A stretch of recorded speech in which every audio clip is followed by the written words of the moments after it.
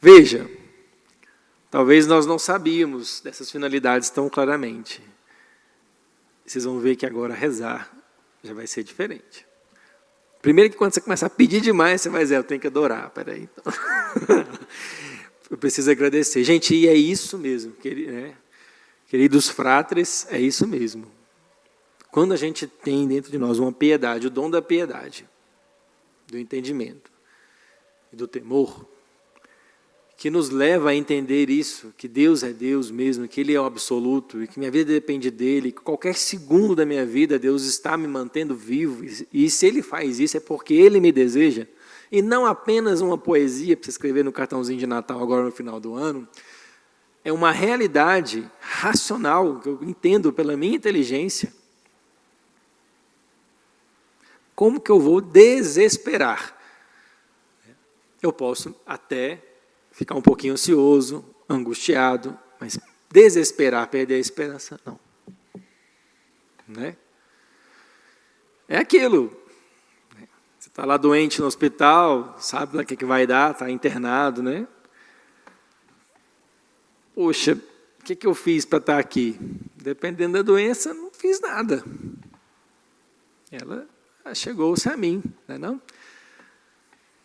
Então, Senhor, minha vida está em tuas mãos. Se for a hora, pelo amor de Deus, me leva na graça, porque eu não quero ir lá.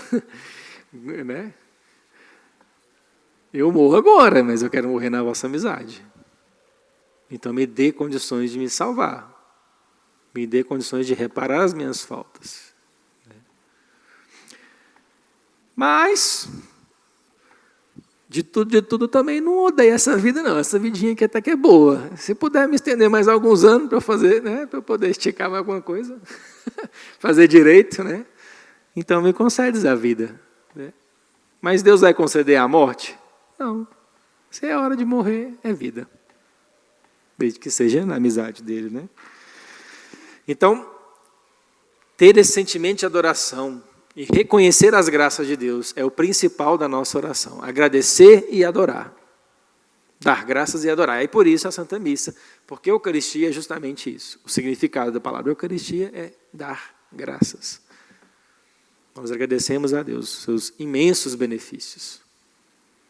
Mesmo aqueles, e especialmente por aqueles que na nossa inteligência ainda, medíocrezinha, mas em expansão, não consegue perceber. Para aqueles que os nossos olhos não conseguem ver ainda. Já imaginou chegar lá no céu? Né? A gente pode até pensar de uma forma futurística, tem um painelzão de LED, assim, ó. Aí, sei lá, quem que vai? São Pedro, Santa Clara, que é a padroeira da televisão, aperta o play lá, a sua vida lá. E você vendo toda ela. Você ter claro as intervenções de Deus, tudo que Ele fez que você não viu. Só não morre de novo, porque está na visão beatífica. Né? Então, imagina o que vai ser a gratidão. No céu nós vamos precisar pedir perdão? Não, se já está no céu, não tem pedido de perdão. Vamos precisar pedir bens? Oh, Jesus, aqui, da igreja do céu, aqui até a minha casa no céu, aqui do meu lote no céu, até a catedral, é longe, me arruma um carro espiritual para eu ir daqui até ali. Não, o céu não é assim. Né? Oh, Jesus, dá R$5 se eu comprar a liturgia da gratidão para eu acompanhar as missas aqui em cima. Não, né? Não precisa da liturgia lá. Né? Existe a liturgia eterna, mas não vai precisar da folhinha. Né? Mas a gratidão e a adoração permanecem eternamente. O homem sempre, para sempre na eternidade, agradecerá a Deus e o adorará.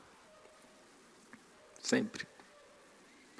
E a nossa gratidão, ela pode ser ótima aqui dentro, aqui nessa vida. Ela vai ser excelsa no céu, porque nós vamos ver tudo. Tudo. Tudo. Cada favor, cada voadinha do anjo da guarda, cada rasante do anjo da guarda para nos livrar do mal. Você que rezou para Santa Teresinha, você vai ver o quanto ela te ajudou, o quanto ela intercedeu. E antes do trono, você vai ver a Virgem Maria. Pronto, aí já acabou. Você, né? Aí só aí já dá vontade de ficar um bom tempo. Né? a gratidão e a adoração permanecem eternamente. Por isso que nós temos que treinar aqui já, né, vamos assim dizer, com uma oração que é essencialmente de adoração e de gratidão. E que também pede perdão, claro, porque é nossa realidade aqui, e que pede sim o que é necessário, inclusive os bens materiais. Mas que se não recebe, sabe que recebe de outro jeito. É o que nós vamos tratar, certo? Depois, quais são as formas de oração? Quais são os tipos de oração? Existem 2 tipos de oração. A oração vocal e a oração mental. Também é muito importante a gente saber disso. Não dá para rezar bem sem ir ignorando esses conceitos. A oração vocal é a oração mental. O nome já sugere partes desses conceitos, né, em vocês. A oração vocal é essencialmente aquela que faz uso das palavras. Não necessariamente é uma oração audível ou sonorizada. Eu posso rezar em silêncio e fazer uma oração vocal. Mas, se o que eu uso para rezar são as palavras, é a construção das frases ou a recitação das frases das orações prontas, isso é uma oração vocal. Eu posso não dizer nada, está rezando vocalmente. Deu para entender? Eu falo a Deus, eu peço a Deus, eu louvo a Deus, eu adoro a Deus, eu agradeço a Deus usando as palavras ou a linguagem. Isso é uma oração vocal. Então, quando você reza em silêncio, quando você de manhã diz isso, Senhor, que o meu dia, que me dê a graça de que nesse dia eu vos agrade em tudo, em silêncio. Vamos brincar, até com a remela no olho ainda, né? Meio assim, aquele negócio, né? Meio lá e meio cá. Você fez o quê? Uma oração vocal. Né? A Denise rezou isso, o Aldo está lá ainda roncando, né? Nem escutou. Oração vocal. Deu para entender a essência da oração vocal? É o uso da linguagem, é eu referir-me a Deus usando a linguagem. E claro, mais comumente, a fala. Né? Comunitariamente, as orações comunitárias, elas são essencialmente vocais e audíveis. Faz sentido, gente, vamos rezar um Pai Nosso, agora todo mundo junto, em silêncio? Não, é uma oração comunitária. Liturgia das horas. Não sei se alguém aqui reza a liturgia das horas, mas tem como ela... Cada um no seu canto e reza em silêncio. Não, os monges, as freiras se juntam, né? Reza vocal, expressa, sonoriza a oração. A missa. Tem como a missa ser em silêncio? Até o rito extraordinário faz uso da oração vocal. E em algumas partes o sacerdote fica lá, né? No Santo dos Santos, no Santo Dizer, no mistério da união com Deus, intermediário entre nós e Ele. Mas ele usa, os homens respondem, cantam. Então, as orações comunitárias são essencialmente vocais. Né? Externadas, que eu quero dizer. Assim. Quando você faz um sinal da cruz em silêncio, é oração vocal? É uma oração vocal.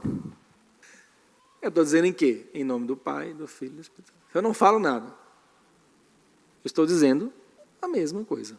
Uma genuflexão diante do Santíssimo é oração vocal? Sim. O que você está dizendo com o joelho? Nossa, se a gente for ficar aqui falando o que a gente diz, ou pode chegar a dizer com uma genuflexão, você nunca mais vai ter preguiça de fazer. Você está dizendo pelo próprio corpo que você não é nada, que você está abaixo e ele está acima. Você está dizendo com o corpo que perante ele eu devo me curvar. Você está sendo humilde ao fazer isso. Você está dizendo que o seu corpo de nada vale se não for a presença dele. Então eu taco o joelho no chão, estralo a coluna todinha, depois é aquela peleja para subir. Mas eu vou fazer. Você está dizendo que adora, você está dizendo que o respeita, você está expressando o temor de Deus. Você está expressando, pondo em prática, pondo em ato o dom da piedade, o dom do temor. Você está sendo forte, porque você está reconhecendo que a sua força é justamente a sua indigência perante Deus. Você está dizendo que ama Ele sobre todas as coisas, por isso Ele vai ficar acima da sua mente, né? Do seu olhar. E você está dizendo que só a Ele se pode adorar, porque você não ajoelha perante mais ninguém. Hoje em dia, nem se a gente tivesse rei, talvez a gente fazia isso, né? Mas você ajoelha perante o bispo? Antes era uma cultura, né? Infelizmente, tem bispo que nem gosta que a gente beije a mão dele, né? O anel dele. Mas, quando era assim, é porque aqueles eram os cargos, né? Eram os postos assim, que realmente participavam bem próximo de Deus. Quando você na missa faz as vênias ao nome de Jesus, da Virgem Maria, Santíssima Trindade, do Padroeiro, do Santo do Dia, por Cristo, né, nosso Senhor, você está dizendo o quê? Respeito, você está expressando respeito, temor. Você está dizendo que Ele merece toda a minha atenção. Né?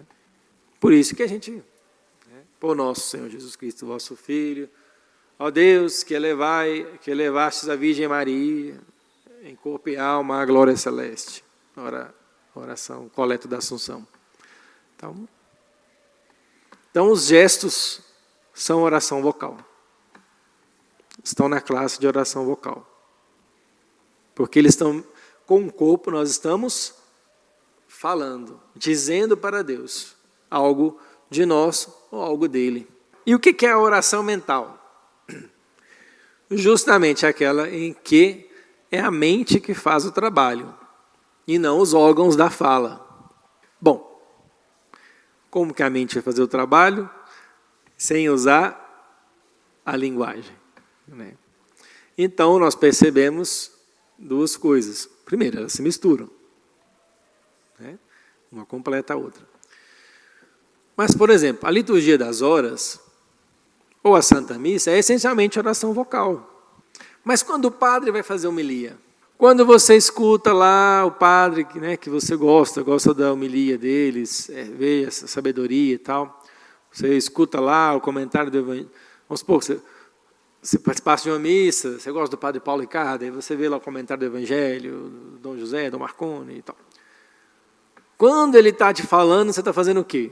Pensando. Você está absorvendo aquele conhecimento e ele está sendo trabalhado pela sua inteligência. Então, esse esforço da mente, da inteligência, é essa oração mental. Por exemplo, você começa a sua oração, em nome do Pai, do Filho e do Espírito Santo, reza o vinho do Espírito Santo, Pai Nosso, Ave Maria, faz uma oração espontânea, porque agora você vai fazer a meditação no Evangelho do dia. Você fez oração vocal. Mas quando você vai meditar o Evangelho do dia, você está falando? Você está pensando, ruminando, entendendo. Você não está dizendo, expressando. Você está ouvindo de Deus. Você está fazendo ali as operações ali da inteligência, do pensamento, tal, isso e aquilo, Deus isso, Deus aquilo, Jesus, Deus é um só, Pai, o Espírito Santo, aí você entende algo. Então essa é a meditação. Por exemplo, para eu chegar aqui e usar o Evangelho de amanhã e associá-lo com a oração, eu fiz o quê? Uma oração vocal. Para vocês, eu usei oração vocal, mas antes de chegar aqui, eu fiz uma meditação. Todo estudo bem feito é uma oração. Porque eu posso só estudar e estudar mesmo. Mas se tudo que aprendemos, até numa matéria não religiosa, pode me ser uma oração. Então, um estudo bem feito é uma oração, sim. O estudo nos leva a rezar e a oração nos leva a estudar mais. Quando você estuda o catecismo, você estuda a teologia do corpo, tem como estudar a teologia do corpo e não rezar? Não tem jeito, é na hora, é quase que automático. A primeira vez que eu estudei a solidão original, eu chorei. Assim, eu na hora comecei a chorar, porque foi minha vida inteira. Ali, alguém revelou a minha vida, né? Não precisou nem orar em línguas. Foi só dizer daquele vazio que o homem sente, que só Deus preenche. Foi tão assim notório que até não teve como conter. Né? Não cheguei nem deu para continuar aprendendo a formação. Eu tive que administrar ali a crise. Então, um bom estudo, um estudo ordenado é sim oração. Mas vamos dizer que existem diferenças. Não vai dar para explicar aqui hoje, mas mais para frente dá para explicar, que seria leitura espiritual. É diferente de um estudo. Mas porque, bem, uma prática de leitura espiritual é uma leitura de 15 minutos, no máximo. É aquele livro recomendado pelo diretor, pelo formador, que você vai ler para rezar mesmo. Você não vai ler para anotar, puxar nota, e confrontar com o catecismo, marcar referência na Bíblia. Esse aqui é o estudo. E é claro que isso aqui, tudo bem feito, só vai te fazer rezar mesmo, né? Então, a mental é a mente. E a oração mental se divide em duas, a meditação e a contemplação. A oração mental, chamada meditação, é isso. Por exemplo, eu vou pegar o Evangelho e vou meditar o Evangelho. Eu parto para meditar com aquilo que eu tenho. Inteligência, vontade, memória. O meu imaginário. O que eu sei sobre este Evangelho? Mas a meditação, no fim dela, eu vou terminá-la sabendo mais um pouco. E conseguindo aplicá-la concretamente na minha vida. Por exemplo, você medita, vou pegar aqui, todo mundo teve aqui na formação da Sâmia? Tá, quem não estava vai lembrar. Você lê lá Santa Teresinha, você vai meditar a vida de Santa Teresinha. Não vai só ler o livro dela. Você vai pegar um ponto e vai perguntar por que ela era assim? Como que ela conseguia ser assim? Né? Aí você pega o nada mais que hoje. Para amar-te, Senhor, neste mundo, só tenho hoje. Gente, mas por que essa menina de 24 anos diz isso? Da onde que ela tira isso? Aí você lê a vida de São Luís Martin, ou a história de Santa Zélia Martin, e ela, né, e quem escreve, dizendo tanto que São Luís nunca deixava nada para... A Sâmia disse isso na formação, não sei se vocês estão lembrados. Então, da onde que ela aprendeu? Do pai. Aí, os pais e mães, não só os pais, mães, fazemos essa meditação e concluímos o quê? Como o exemplo dos pais interfere na santidade dos filhos. Aí a gente parte para o quê? Para a oração vocal. Jesus me dá essa graça. Mas para eu chegar aqui e pedir essa graça e reconhecer que eu, pai, Aldo, pai, quem é mais o pai? A Thaís, o Washington. Para pedir, nós precisamos meditar. Nós meditamos, partindo de Santa Teresinha, juntando com o pai dela, e entendemos, nossa, ler a vida de Santa Teresinha, além de me dizer a mim mesmo que eu não posso deixar nada para depois, porque eu só tenho hoje, porque só ter hoje não é óbvio? É óbvio, não é? Alguém acha que tem amanhã? A gente não tem nem o próximo minuto. Mas essa frase é rica porque ela condensa um ensinamento maravilhoso. A meditação vai em busca do que é obscuro. A meditação tem um conceito do padre Sertilanges que é mais ou menos assim, né? É aquele esforço sagaz para ir em conta do que está obscuro, para conhecer a verdade que ainda se encontra obscura. Aí veja, meditando, eu junto São Luís com Santa Teresinha, quem não é pai ou mãe, vai ficar no fenômeno, ela aprendeu do pai. E como eu quero ser igual a Santa Teresinha?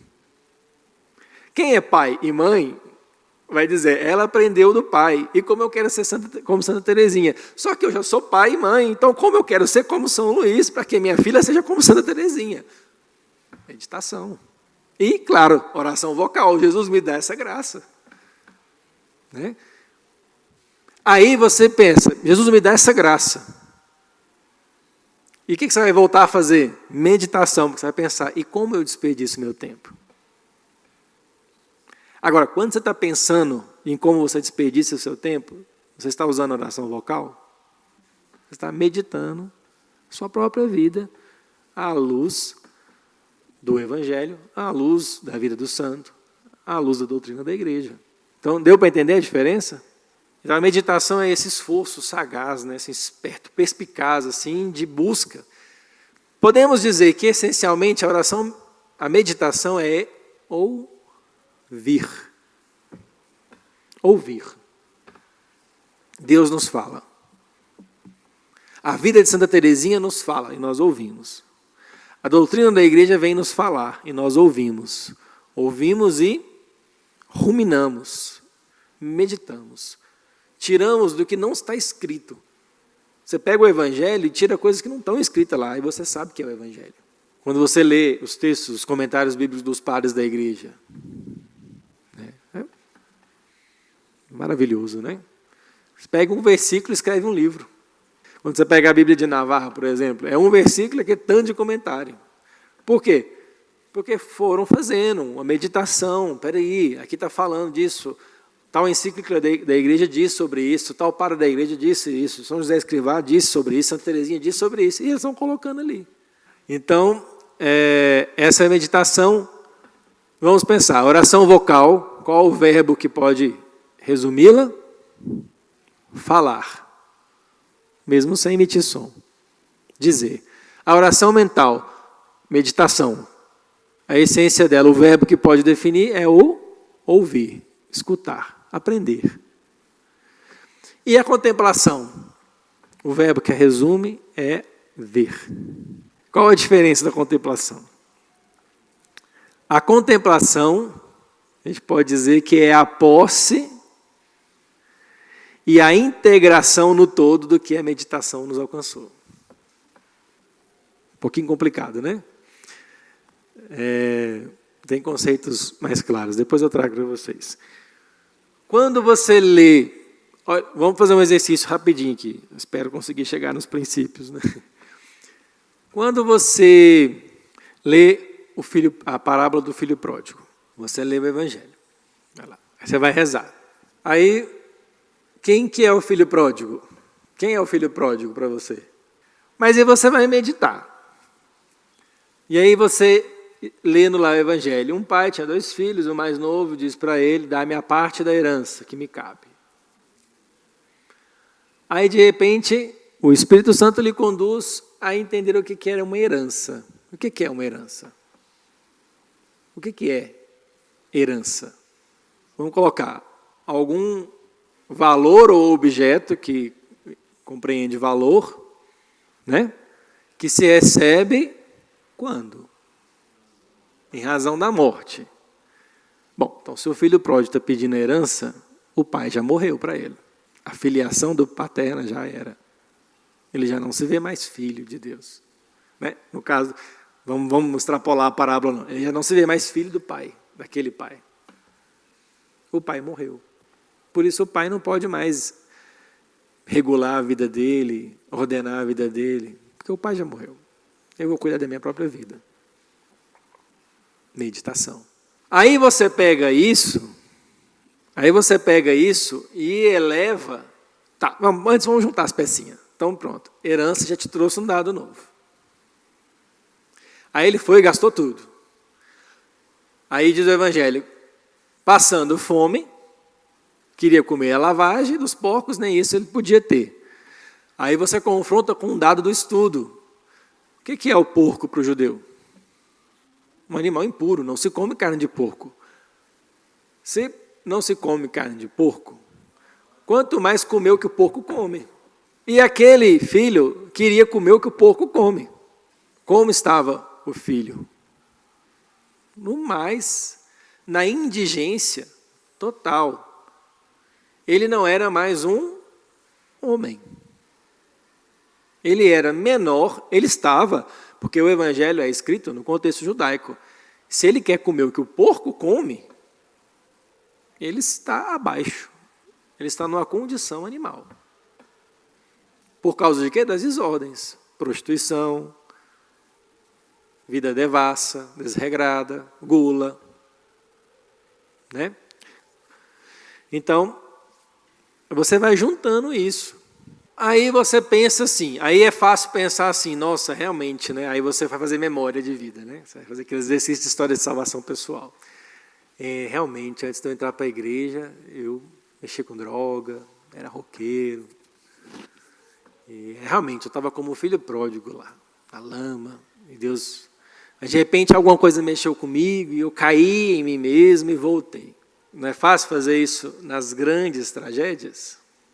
Mas, queridos, a nossa vida é uma constante parábola do filho pródigo. Mas tudo o que eu deixo de fazer, que é vontade de Deus, é eu pedir a herança e ir embora.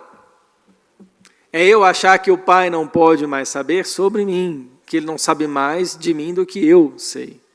Logo, quem define sou eu, meu corpo, minhas regras, eu que mando.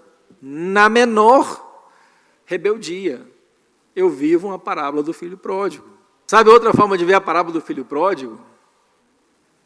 Nós tivemos aquele encontro com o pai, nós retornamos para a casa do pai? Sim, sim. Mas ainda não existe uma casa para a qual nós estamos voltando, e a nossa vida inteira vai ser essa volta. Então eu pego o evangelho, tiro da dimensão espiritual que me envolve, que envolve minha vida, né? Não só a vida pregressa que eu tinha antes de conhecer nosso Senhor, mas cada pecado eu vejo ali, eu fazendo a mesma coisa. Não para desespero, perda do ânimo, não, mas para contrição, pedir perdão, Senhor, né? Cada confissão é eu dizer, Pai, pequei contra Ti, contra o céu. Eu mereço ser chamado seu filho. E a gente sabe a resposta. Cada confissão a gente sabe a resposta. Não, filho, troca de sandália, pega outra roupa, põe um anel e vamos comer. Você está arrependido? Eu te acolho. E a gente vai, né? Sai alegre, leve e tal. Muitas vezes, acaba nem de sair da igreja, já comete alguma falta. E nós vamos entendendo que a nossa vida é essa constante retorno, esse constante cair em si, voltar a Deus. E o que Deus é? Aí São Lucas tem um elemento maravilhoso. São Lucas usa 3 verbos para Jesus, sempre. Assim, nas parábolas mais contundentes. Ver, compadecer e se aproximar. Estando ainda longe, o pai o avistou. E movido de compaixão, correu-lhe ao... Passava por ali um samaritano, que viu o rapaz jogado lá.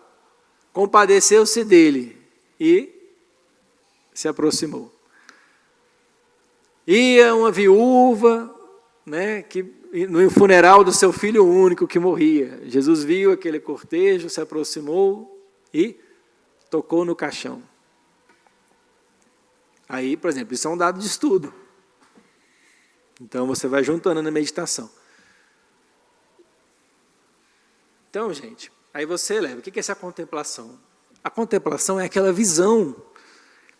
Cada meditação me dá uma peça de quebra-cabeça.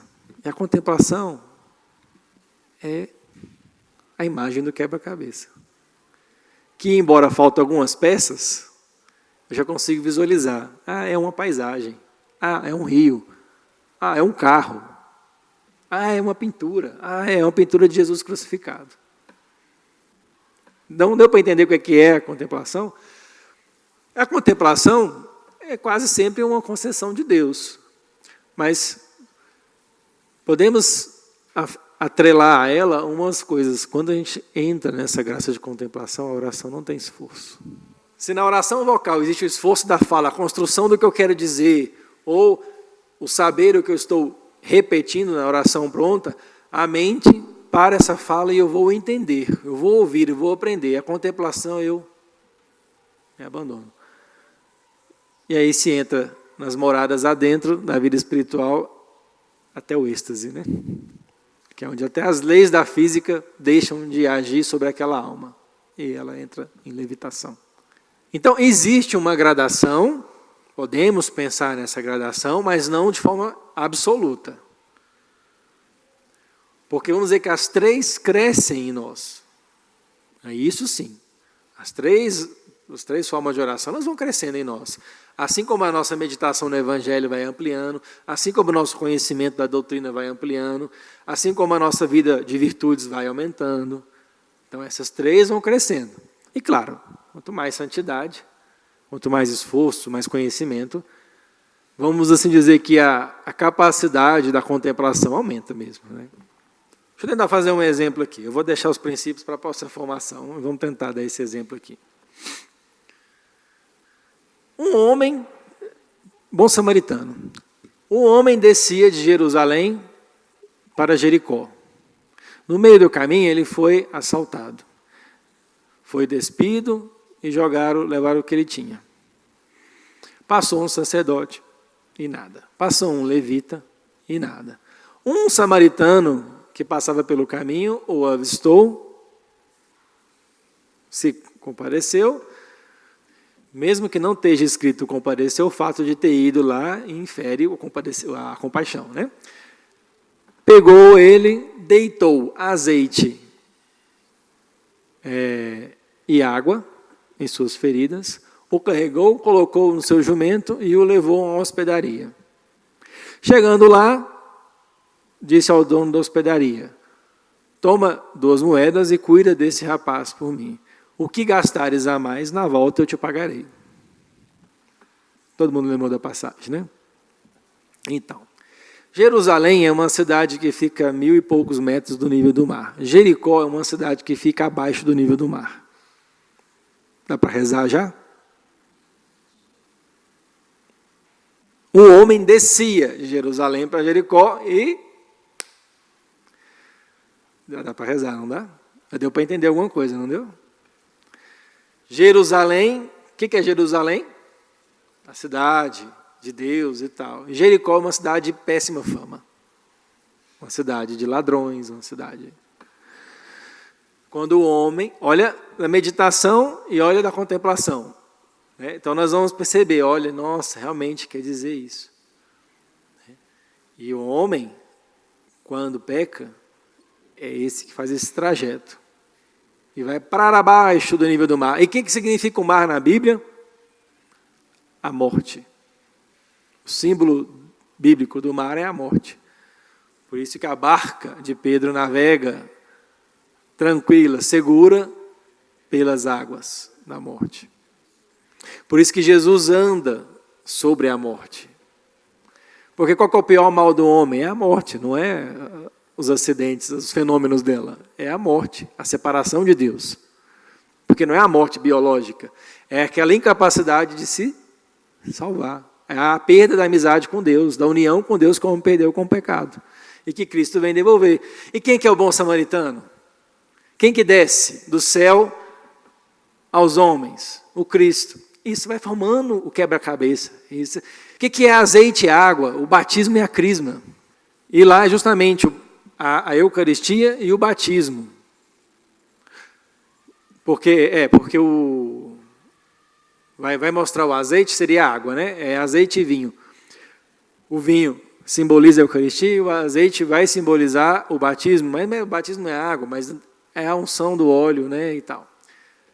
Os dois sacramentos que primeiro nos devolvem a dignidade de filho de Deus e nos mantém nessa dignidade. O batismo, né? E a Eucaristia que jorram do lado aberto de Cristo na cruz. Então Cristo é o Deus que se fez homem, que desce dos céus. E tudo que a gente vai ler no Evangelho, gente, é sempre esse movimento. Ver o homem perdido, se compadece e se aproxima, e se encarna. A gente lê o Evangelho todo e lê uma coisa só. O Deus que se encarnou, morreu e ressuscitou para fazer de nós filhos de Deus. Tudo. O que nós sabemos do quebra-cabeça é isso. Já dá para ver, é isso. O pai. Vocês imaginam como que o pai estava? Eu sempre imagino o pai no alto de uma escadaria, né? Aquelas casarão de fazenda antiga, né? E a fazenda, para mim, é a melhor imaginário do meu imaginário para essa parábola, né? Vivia um pouco indo em fazenda, né? Eu imagino quando o filho pródigo põe a mão na porteira para abrir a tranca ali, né? Aquelas trancas de madeira que você puxa assim para trás, deve ter dado um peso na consciência. E para mim o pai se adianta para que o filho pródigo não desanime. É como diz, né? Enquanto nós damos um passo rumo a Deus, Ele dá 1000 rumo a nós. Né? Ao menor sinal de desejo de volta, de retorno, Deus vem com a sua graça, para a gente que não desanimar. Né? Então, aí você vê, qual que é o movimento que está na passagem do filho pródigo? Esse. Do bom samaritano? Esse. Da hemorroíça, a que jorrava sangue, 18 anos lá. Tratou com os médicos, ninguém pôde fazer nada. A hemorroíça é símbolo do homem que não pode fazer nada por si mesmo, pela sua própria salvação. Ninguém pode pagar a sua dívida. Nem mesmo com tudo o que tem. Poderá o homem se salvar. Jesus vem, ela vai, toca em Jesus, aquele sangue paga. E quem é o sangue que jorraria para a salvação? É como se Jesus dissesse, cessa o teu fluxo, cessa o teu sangue, não percas o teu sangue, porque é o meu que te devolverá a vida. Jesus estanca o sangramento dela, para depois ele sangrar totalmente, por amor não só a ela, mas à humanidade. Então a contemplação, nós vamos dando esses saltos assim. Então o bom samaritano é uma parábola que nos fala de não descer, né? Cuidado, né? Cuidado com as descidas, né? Seria uma primeira. Ela nos diz que Jesus é o bom samaritano, de logo, bate pronto, a gente pega isso, e que Ele trata de nós, sim, indicado. Mas Ele nos diz também que nós devemos ser assim com os outros, não é? Você leu, tanto é que existe um monte de lar aí chamado bom samaritano. É? Porque o bom samaritano nos diz também de como devemos tratar os outros. Mas Ele nos diz do que Deus fez com o homem. Não só comigo, mas com a humanidade. Ele desceu do céu, se encarnou, nos deu os sacramentos. E quem que é a hospedaria? A igreja. Quem que é o dono da hospedaria? O Papa. Gasta, está aqui 2, a assistência que Deus dá, a assistência do Espírito Santo. E existe a parte dele. O que gastar a mais, na volta eu te pagarei. Então, a igreja é a hospedagem, né? Estalajadaria, não mais que é mais difícil. Ela é a hospedaria. Aonde Deus nos deixou para ser tratados? Tratados com o sacramento, tratado com a doutrina, tratado com a vida fraterna, com a vida em irmãos. Então você olha para a passagem do bom samaritano, e você ficaria a vida inteira meditando aquela passagem e nunca você vai esgotar aquela passagem. Eu estou lendo o Último Testamento de Bento XVI, aí o repórter faz uma pergunta para ele assim, qual uma das melhores coisas agora com o seu ritmo de vida mais calmo? O que o senhor mais gosta, né? Agora que tem mais tempo? Ele, das coisas que eu mais gosto agora é poder meditar melhor os salmos. Foi meditar melhor ou escrever outros? Porque meditar mais. Mas é como diz um texto de Santo Irineu, se eu não me engano. Né? A Escritura é sempre uma fonte inesgotável. Tudo que a gente alcança dela, o que resta é maior do que a gente alcançou. Né? Ele de forma que saciada a tua sede, a fonte não seque. E possa sempre de novo voltar e beber mais. Então, esse seria um exemplo de contemplação. Né? Você está ali, você medita. Por exemplo, você associa a Virgem Maria no plano da salvação. Gente do céu. Por exemplo, o Magnífica. Por que Maria canta, né? O texto eu sei que você sabe, embora não saiba de qual, mas sabe qual que é. Mas o que ela canta? Ela está cantando em nome de quem? É só dela? Ela está cantando porque ela é imaculada. Pronto, eu sou... E eu trago o rei na barriga e eu vou cantar agora. Quem fez o curso de Mariologia já sabe um pouquinho da resposta. Ela é a humanidade que canta antecipadamente a certeza da salvação. Porque ela era a única que poderia cantar. Redimida já, em vistas dos méritos de Cristo, preservada do pecado. Redimida por preservação. Eu brinco muito, Maria é o que há. A Santíssima Trindade olha para Maria, pai e filho, eles trocam aqueles horários, um olhar um com o outro e... Que isso? É o cara. É ela. E não de forma passiva, de forma contando com o seu esforço. Então Jesus, Deus, a Trindade olha para Maria e pede a ela, em nome da humanidade, se na resposta de uma mulher entrou o pecado, na resposta de outra entra a salvação. Se por um homem se consumou o pecado, por outro se consuma a redenção. E ela canta por mim, por você mesmo. Ela canta por toda a humanidade que vai ser beneficiada pelo sim dela. Embora ela se veja a escrava, a humilde serva, a pobre. Então, a meditação nos vai trazendo as peças e a contemplação vai enxergando o que é. Nossa, é isso mesmo. Poderia fazer uma analogia sobre a nossa formação de hoje, sobre a oração. Porque eu sei que rezar todo mundo já rezava. Mas a oração a partir de agora é a mesma coisa? Não tem como ser. Nem que você quisesse fazer o esforço. Toda vez que você ficar pedindo demais, vai aparecer um reginho do lado do seu ombro. Olha, adora, agradece. Vem, porque você conheceu. E conhecendo não tem como rejeitar. Quando a gente conhece a verdade, é difícil dizer não para ela. A nossa liberdade a quer. Então, a oração faz parte da verdade, faz parte do plano de Deus, nós a queremos. E nós vamos lutar com aquilo que é do homem. Preguiça, sono, as frustrações. Por isso aquele texto que a gente leu de Bento XVI, do Jesus de Nazaré, que ele vai colocar, quanto mais devemos trazer à oração todas as realidades da nossa vida. Quanto mais isso estiver presente na oração, tanto mais nós conseguiríamos referir a Deus todas essas coisas, e tanto mais vamos conseguir absorver dele o que nós precisamos. Quem acha que oração é para falar da santidade alcançada apenas? Não é. É para falar da limitação, é para falar da frustração, é para falar até da preguiça de rezar. Mas até isso faça rezando. Até isso faça rezando. Ok? Para não deixar em aberto, nós vamos falar na próxima dos princípios da oração, os requisitos da oração. E são 5. A concentração, ou recolhimento, pode pensar assim.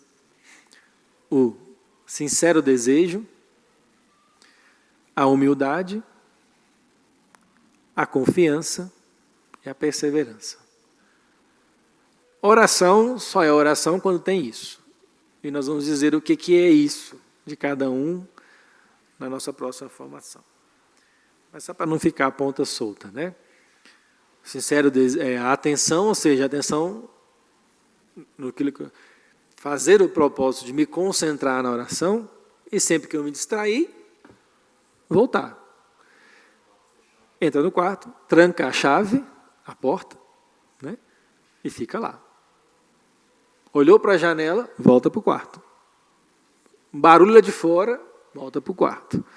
O que eu vou ter que fazer logo depois? Volta para o quarto.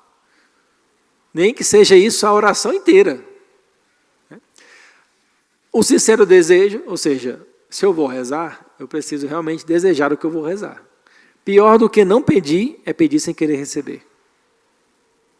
É eu pedir a graça da castidade, no fundo, querendo que a castidade pudesse, que o sexo pudesse ser fora do casamento. E de qualquer jeito, do jeito que eu quero, especialmente. Então, oração só é oração quando eu peço aquilo que eu quero receber. Isso infere ser sincero diante de Deus. Senhor, por mim, eu matava. Por mim, eu matava, mas eu sei que isso é errado, agora trabalha aqui para que eu perdoe, para que eu seja caridoso. Por mim, eu batia. Se não for tu aqui agora, vai dar problema. Então, a oração tem que ter sincero desejo. Eu quero viver uma vida casta. O casal de namorado, quero ser casto. Mas se eles não quiserem a castidade, o que adianta pedir? Se não for tentar eliminar pelo menos os obstáculos à graça, ou dissipar a maioria das tentações possíveis, a humildade, que é aquilo que nós dissemos, soberba e oração são coisas que se excluem automaticamente. Só o humilde sabe rezar. Como diz o catecismo, a oração é o princípio, a humildade é o fundamento da oração. Porque só reza aquele que reconhece quem Deus é, o que Ele é, quem tem e quem não tem. E preciso pedir, Sou humilde para pedir. A confiança, e aí eu vou deixar uma temática. O que é confiança? Confiança é acreditar que pode ser. O que vocês acham? Confiança é possibilidade, é certeza. Gente, a palavra confiança, ela mexe muito comigo, porque como a gente precisa crescer nisso, é certeza. A confiança vem da fé, a esperança e caridade. Na fé, aquilo que eu sei, que a fé me traz, me revela, do amor que me faz buscar isso, diretamente a Deus e com os outros, e na esperança, que é aquela posse, ainda que eu não veja. Então a confiança está muito ligada na esperança, nas 3 virtudes teologais, mas na esperança, por exemplo, que é, eu sei. Gente, a esperança cristã, ela é mais certa do que aquilo que os nossos olhos podem ver. A promessa de Deus é mais certa do que essa cadeira que eu estou sentado agora. Do que essa cadeira que você está sentado agora. Imagina se você tivesse dúvida dessa cadeira. Você vai sentar, a cadeira está aqui ou não está? Você vai sentar? A esperança cristã é mais certa do que qualquer realidade que a gente pode ver, tocar. E a perseverança, ou seja, Deus age no tempo dele. E um dos grandes frutos da oração é nos manter rezando. Perseverantes, mesmo que eu não veja os sinais da minha oração. Eu estou rezando pela conversão do irmão e o irmão não me dá sinais. E a confiança vai dizer também de que Deus sempre dá o que nós pedimos, mesmo que seja diferente do que nós pedimos. Porque se eu peço alguma coisa para Deus, eu quero ser feliz. Quero me realizar com aquele pedido. Se aquele pedido não me realiza, Deus me dá o que realiza. Certo? Ok? Glória ao Pai, ao Filho e ao Espírito Santo.